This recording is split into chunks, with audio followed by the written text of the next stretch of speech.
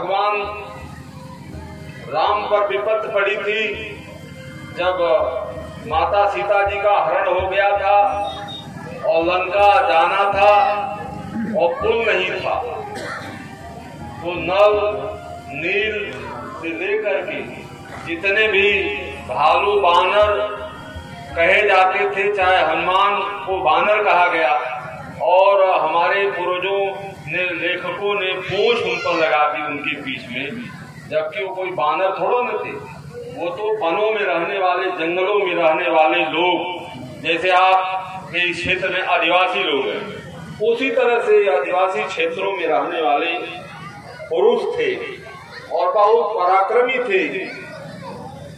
लेकिन लोगों ने पूंछ लगा कि बानर बना दिया जाए, तो और पवन सुत उनको कहा गया कि पवन के पुत्र थे। तो किसी बानर के पिता का नाम कोई जानता है? किसी बानर के पिता का नाम कोई नहीं जानता, लेकिन वो पवन के पुत्र थे, ये सबको लोग जानते हैं, इसलिए वो मानव थे। और वही सेना को लेकर के जो उपेक्षित लोग थे, जंगलों में आदिवासी लोग थे, कमजोर थे, असहाय थे, इन्हीं लोगों की एक सेना बना करके उन्होंने लंका पर चढ़ाई की और रावण जैसे आताताई व्यक्ति को पराजित करके और अपना मान सम्मान और माता सीता जी को उन्होंने वापस ले आया। तो आज जरूरत है माता मंजरी के इस उत्सव में आकर के आप सबको एक सीख लेने की जरूरत है कि हम कितना ही बड़ा से बड़ा व्यक्ति क्यों न हो इस समाज में और किन्हीं बड़े पदों पर क्यों न बैठा हो, लेकिन उसके अन्याय और अत्याचार को हम सहन नहीं करेंगे, हम उसके खिलाफ संघर्ष करेंगे। शिक्षा को शेरनी का दूध कहा जाता है, जो शेरनी का दूध पी लेता है वह दहाड़ने का काम करता है, वही जाकर के डीएम बनता है, वही एसपी बनता है, वही जज बनता है, वही मुंसफ बनता है और वही जो है बड़ा नेता बनता है और समाज का सुधार करता है।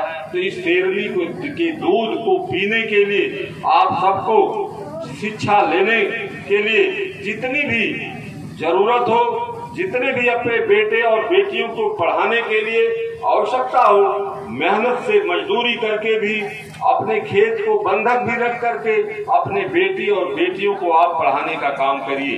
यही एक ऐसा मंत्र है जो फिर इसके सामने कोई टिकने वाला नहीं है।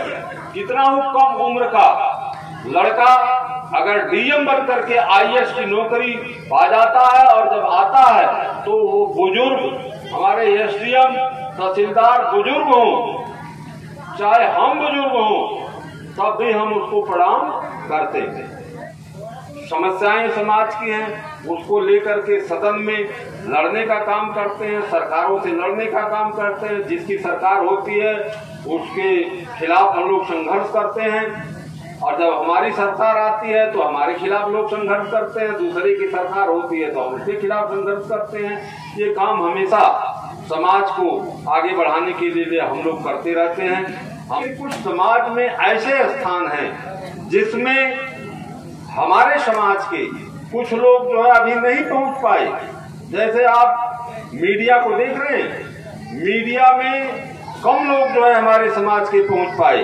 उसका नतीजा है कि जहां 10 लोग बैठ करके कोठरी में अपनी कोई बात करते हैं, अगर मीडिया उसको उठा लेती है तो उसको ले आकर के पूरे प्रदेश और देश में फैला देती है। फला ने ये कहा, अगर हम 10,000 की संख्या में कहीं इकट्ठा हो जाएं और मीडिया हमको अगर अपडेट न करे, हमें न उठावे, तो 10,000 लोग ही जानते हैं और 4 लोगों को कई लाख करोड़ लोग जान जाते हैं। इसलिए मीडिया के क्षेत्र में हमारा अभी पकड़ नहीं है। जो नए बच्चे पढ़ लिख करके जा रहे हैं उनको मीडिया के क्षेत्र में, इलेक्ट्रॉनिक मीडिया, प्रिंट मीडिया के क्षेत्र में उनको आगे बढ़ना चाहिए। और हमारा जो समाज जो है अभी जुडिशियरी में, न्यायपालिका में बहुत पीछे है, हमारा बहुत कम परसेंटेज है। न्यायपालिका के क्षेत्र में हमारे जज और मुंसफ कम हैं, जिससे हमें न्याय नहीं मिल पा रही है जितना अच्छी न्याय मिलनी चाहिए। इसलिए न्यायपालिका के क्षेत्र में और उच्च शिक्षा, आप उच्च शिक्षा के क्षेत्र में आप जानते हैं डॉक्टर अवधेश सिंह जी बैठे हुए हैं। उच्च शिक्षा में जितनी यूनिवर्सिटियां हैं उसमें आप देख लेंगे तो यूनिवर्सिटियों में जो है, जो हमारी स्थिति है, जो हमारा आकलन है, उसको आप देख लें तो आपका चेहरा बिल्कुल स्पष्ट हो जाएगा कि हम अभी इस समय भी कहाँ हैं, इस समय भी हम कहाँ पर खड़े हैं। मुझको जो आप देख रहे हैं, लाल बिहारी यादव के नाम पर कोई व्यक्ति विधान परिषद का शिक्षक एमएलसी के रूप में जो खड़ा है, यह 71 साल हो गया देश के संविधान लागू होते। इस प्रदेश में, इस देश को स्वतंत्र हुए तो 73-74 वर्ष हो गया, लेकिन संविधान लागू हुए 71 वर्ष हो गए। 71 वर्ष के बाद पहला व्यक्ति, मैं बैकवर्ड क्लास से पहला व्यक्ति उत्तर प्रदेश की विधान परिषद में गया। और लाल बिहारी यादव को विधान परिषद के सदस्य के रूप में लोग नहीं जानते। लाल बिहारी यादव को उत्तर प्रदेश की माध्यमिक शिक्षा में संघर्ष के नाम पर लोग जानते हैं कि कोई संघर्ष करने वाला व्यक्ति है।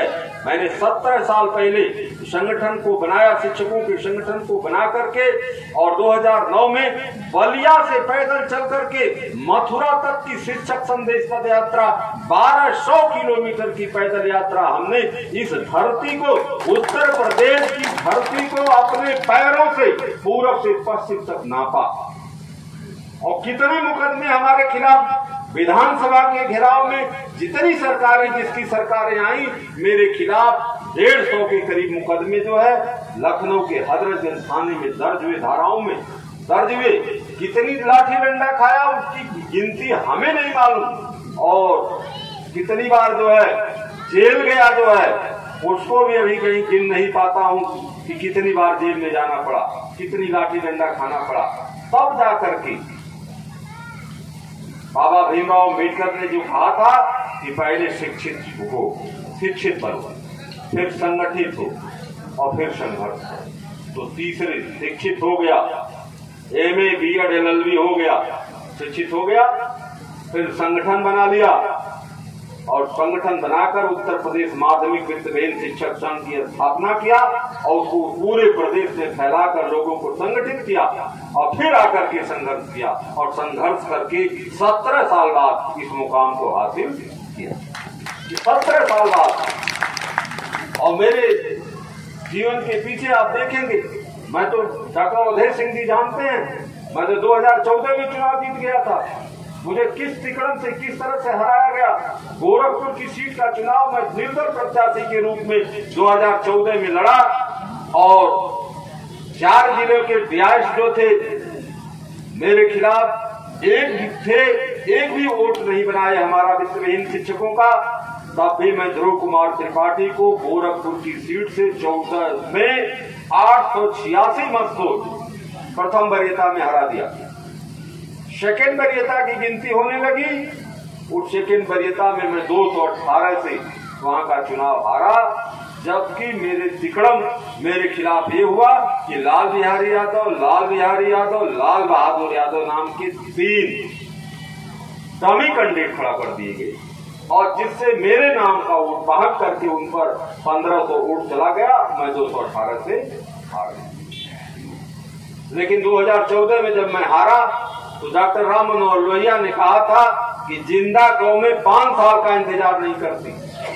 हमारे संगठन ने कहा कि अध्यक्ष जी 5 साल का इंतजार नहीं करना, चलिए बुंदेलखंड। चला गया बुंदेलखंड, और बुंदेलखंड में जाकर के सुरेश त्रिपाठी के खिलाफ जो है चुनाव लड़ा, और वर्तमान जो सरकार थी मेरे खिलाफ हो गई, और 5000 वोट एक दिन में, लास्ट डेट को 5000 वोट फर्जी बनाया गया।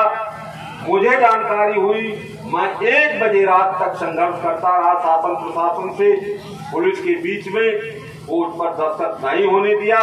लेकिन दूसरे दिन जो है बैक डेटिंग हुई, और फिर वोट बना करके मुझको 700 वोट से हरवा दिया गया। लेकिन दोनों चुनाव जब मैं हारा तब भी कोई शिकन मुझको नहीं, कोई शिकन मुझको नहीं। फिर गोरखपुर के कहे लोग कि गोरखपुर से आपको लड़ना है।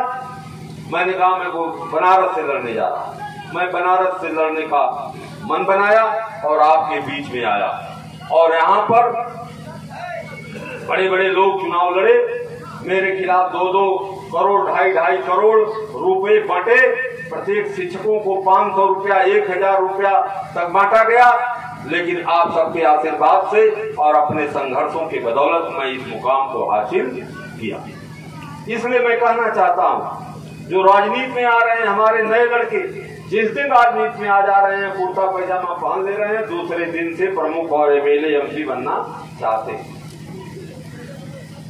उनको ये नहीं ज्ञान है कि जो आगे कुर्ता पैजामा पहना उसका जीवन चरित्र देख ले कि वह कितना संघर्ष किया तब इस मुकाम को हासिल किया।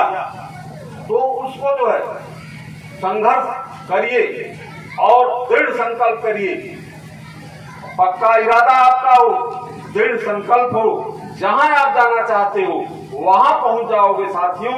इसलिए मैंने अपने जीवन के विषय में, अपने जीवन के संघर्ष के विषय में आपको इसलिए बताया कि आप लोग जो है वो सीख लीजिए इस मुकामों जो आपने दृढ़ संकल्प किया है, जहां आप जाना चाहते हैं, रास्ते में कितना भी कांटे आपको पड़े, कितना ही विघ्न पड़े, कितना ही बाधा पड़े, लेकिन सबसे संघर्ष करते हुए उस रास्ते पर जो है चल करके उस मुकाम को हासिल करना ही बहादुरी का काम होता। इसलिए आप सभी लोग समाज के पढ़े लिखे हैं और बुद्धिजीवी हैं, जहां जाना चाहते हैं वहां आपको ऊपर वाला पहुंचा देगा, लेकिन आप संघर्ष से पीछे मत होइए और आप साहस अपना कमजोर मत करिए, जो है आप साहस से लड़ने का काम करिए। इसलिए मैं अंत में सभी इस मंच पर बैठे हुए अपने अतिथियों का हार्दिक स्वागत एवं अभिनंदन करते हुए और इस कार्यक्रम में शिरकत देने वाले सभी महान भावों का हृदय से स्वागत करते हुए अपनी वाणी को विराम देना चाहता हूं। और अगली बार जब मैं आऊं तो यहाँ का परिदृश्य दूसरी तरह दिखाई दे, यह मेरी हृदय की लालसा है और सबको प्रणाम करता हूं।